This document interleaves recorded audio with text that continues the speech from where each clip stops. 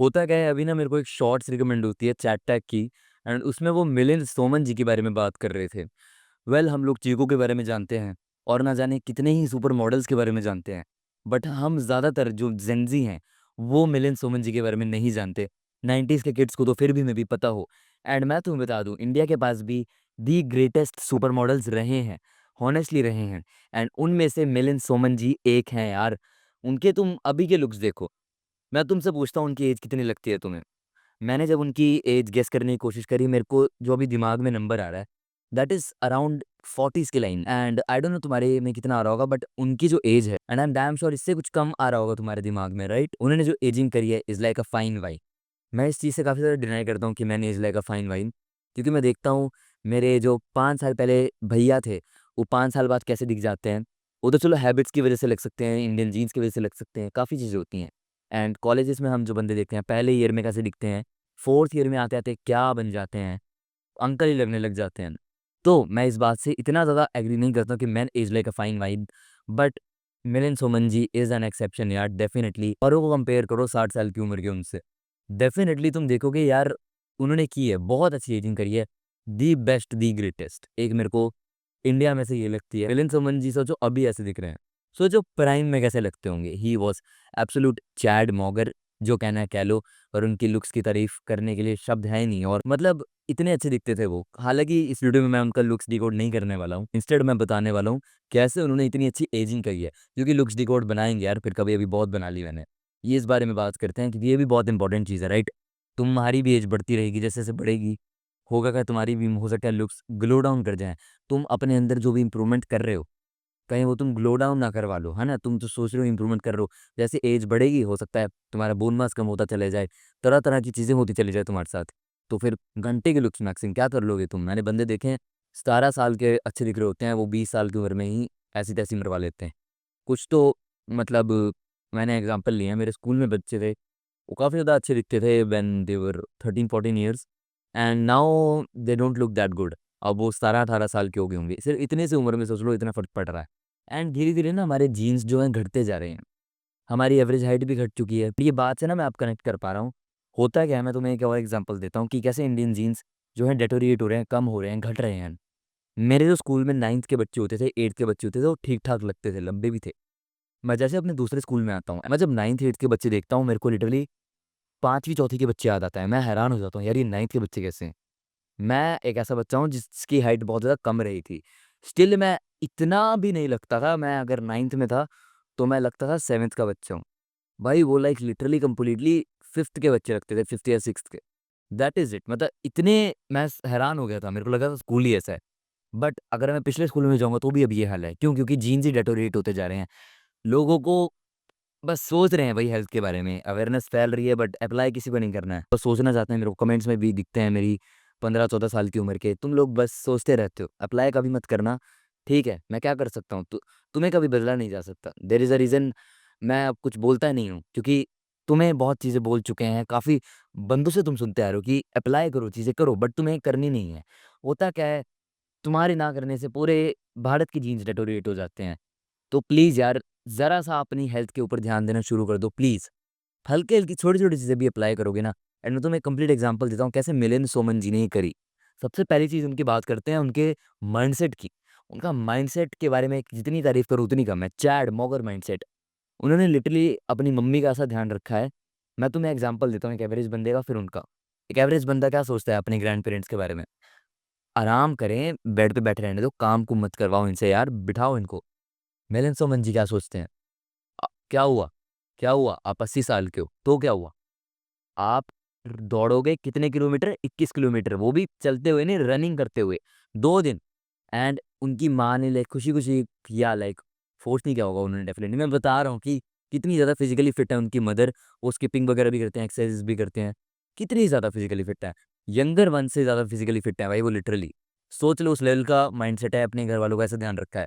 And हम लोग क्या सोचते हैं, हमारे ग्रैंड पेरेंट्स बिठाओ यार बिठाओ, ना वॉक करने दो। उससे होता क्या है, उनकी बॉडी और खराब हो जाती है। क्योंकि हमारी बॉडी के साथ एक रूल है, यूज़ इट और lose it. And you are letting them lose it. You are letting them getting weaker. उनके जॉइंट्स वीक हो रहे हैं, उनके मसल्स वीक हो रहे हैं। वो ज़्यादा लंबा जी सकते हैं, तुम उनकी उम्र खत्म कर रहे हो। तुम्हें बुरा नहीं लगेगा जब वो चले जाएँगे अभी जल्दी? चाहते नहीं वो लंबा जिएँ। तो क्यों करते हो भाई? उनके थोड़ा हेल्थ पे ध्यान दिया करो, उनको बोला करो, वॉक करो, एंड वेरी हाई चांस वो तुम्हारी अभी ना सुने, क्योंकि तुम एक नल्ले हो, तुम मोस्ट प्रोबेबली पर्सन रील्स चलाते हो, तो उस केस में भी वो तुम्हारी नहीं सुनेंगे। तो कुछ पहले बन जाओ सक्सेसफुल, मनी पाओ, वो तब तुम्हारी सुनेंगे जब तुम सक्सेसफुल हो जाओगे। बट मैं यही कहना चाहता हूँ कि उनका ध्यान रखो, ऐसी चीज़ें मत बोला करो इलॉजिकल। थोड़ा सा आप लोग सोचने लग जाओ, अवेयर हो जाओ हेल्थ की टर्म से। डेली रनिंग करते हैं, उन्होंने 1500 किलोमीटर तक की रनिंग करी हुई है डेली। सोच लो, मैं और तुम्हारे जैसा बंदा 20 किलोमीटर भाग ले एक दिन में, अगले दिन हम उठ नहीं पाएंगे।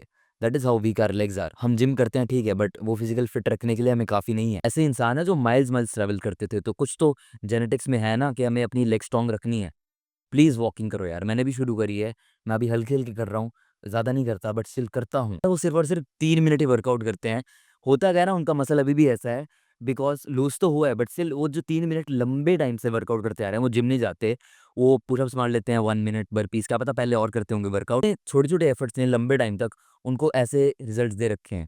इसीलिए कहते हैं छोटी-छोटी चीज़ें करो, वो बड़े टाइम में आपको बड़े-बड़े रिज़ल्ट्स देंगी। अगली जो चीज़ आती है उनकी लाइफ़स्टाइल इज़ एब्सोल्यूट फिनोमिनल। वो एकदम क्लीन रहते हैं, क्लीन डाइट रखते हैं, फ्रूट्स खाते हैं एंड आई गेस प्रोटीन भी खाते होंगे, नॉन-वेज भी खाते हैं वो। मेरे को ऐसा लगता है उनके टूथपेस्ट में वो ज़्यादा लाइक उन्होंने ये भी बोला था, वो सोप्स नहीं यूज़ करते हैं, मुँह पे ज़्यादा कुछ यूज़ नहीं करते। स्किन केयर्स में आर्टिफिशियल प्रोडक्ट्स नहीं यूज़ करते वो।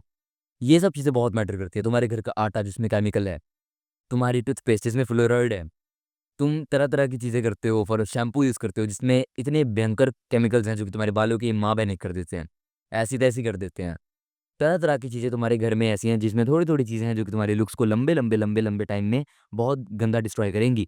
बिकॉज़ अगेन छोटी-छोटी चीज़ें लंबे टाइम में बड़े-बड़े रिज़ल्ट देती हैं। तो वो हर चीज़ में एप्लीकेबल करता है। छोटी-छोटी चीज़ें अगर आपको डिस्ट्रॉय कर रही हैं, बिल्कुल छोटी-छोटी। दिन की एक ही सिगरेट पी रहा हूँ मैं तो।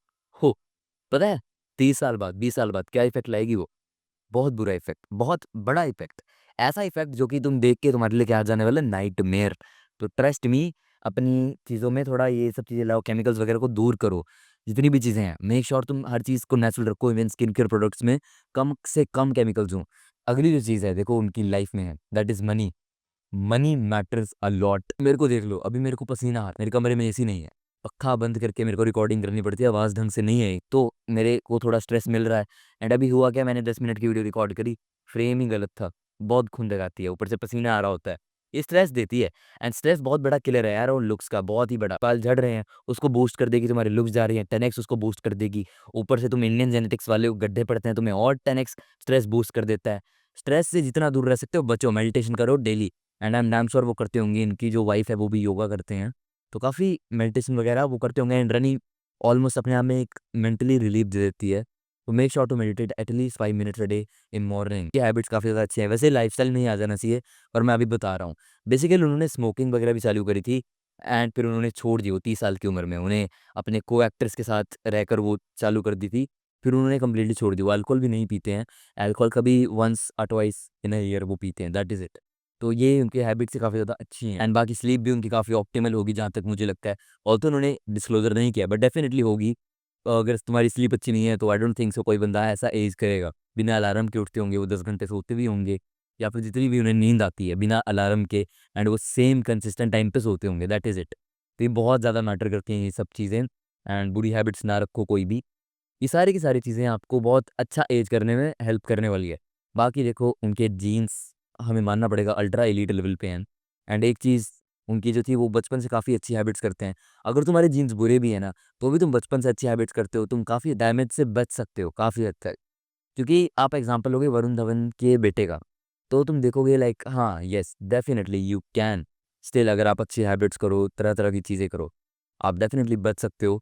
तो उन्होंने स्विमिंग चालू कर दी थी बचपन से ही एंड जिस कारण से उनकी काफ़ी हेल्प भी हुई होगी, क्योंकि उनको एक माइंडसेट मिल गया डाइट का, फिज़िकल रहने का, बचपन से लेके अब तक है वो, तो सोच लो काफ़ी ज़्यादा हेल्प करी है। जीन्स भी हेल्प करते हैं, अभी तक बाल नहीं गए उनके झड़े, सोच लो कितनी उम्र है उनकी, स्टिल अभी तक हैं बाल। तो येस, जीन्स तो हैं भाई, फॉर रियल हैं उनके, तो ये भी मानना पड़ेगा, बाकी हैबिट्स भी हैं। तो एंड आई एम श्योर आप इनको अप्लाई करोगे, एक हेल्दी लाइफ़ जियोगे, कुछ नहीं रखा अपनी लाइफ़ को ख़राब कर लेने में। ये मत सोचो कि मैं अपनी ज़िंदगी का हर एक पल ऐसे जीऊँगा, अभी बीड़ी मारूँगा, सुट्टे मारूँगा। कैसे जियोगे तुम अपनी ज़िंदगी का हर एक पल? जब तुम हेल्दी ही नहीं हो। फॉर एग्ज़ाम्पल लो ना, तुम्हें कुछ करना है लाइफ़ में, तुम्हें मज़े भी करने हैं, उसके लिए भी तुम्हें हेल्दी रहना पड़ेगा। तुम्हारे जोड़ों में दर्द हो रहा है, तुम्हारा दिमाग अजीब-सा हो रखा है, तुम्हारे रिंकल्स पड़ रहे हैं मुँह पे, मुँह अजीब-सा हो रखा है। दोस्तों से परसेप्शन बिगड़ रहा है ना? तुम कर नहीं पा रहे हो, सांस नहीं ले पा रहे हो ढंग से, कैसे जी पाओगे जिंदगी के मजे? इंस्टेड हेल्दी रहो, जियो मजे, घूमो, घूम भी पाओगे अगर हेल्दी रहोगे, सब कुछ कर पाओगे तुम अपनी लाइफ में। कोई ऐसी चीज नहीं जो कि तुम नहीं कर पाओगे अगर तुम हेल्दी रहोगे। That is it. तो ये थी complete video. With in that being said, keep levelling up.